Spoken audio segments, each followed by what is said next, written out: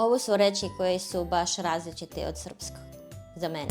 Sve, čestko, naravno, oczywiście, umoran, zmęczony.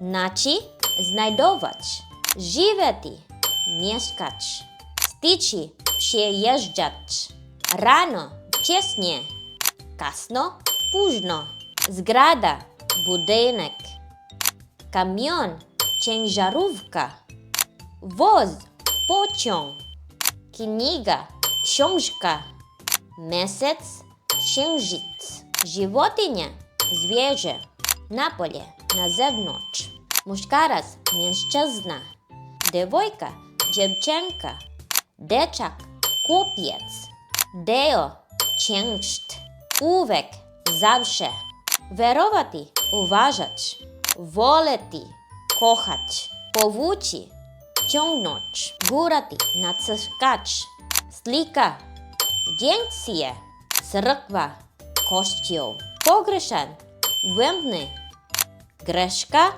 błąd, zvuk, dźwięk, sličan, podobny, prevoditi, tumačić. Imam sad 963. u mom rečniku, 14. dan, učenje polskog. Ovo su reči koje stvarno meni totalno različite od srpskog i meni mnogo teško zapamtiti. Ima još nekoliko u mom rečniku. Treba nekoliko načina da ih zapamtim, da stoji to u glavi, da ne ode.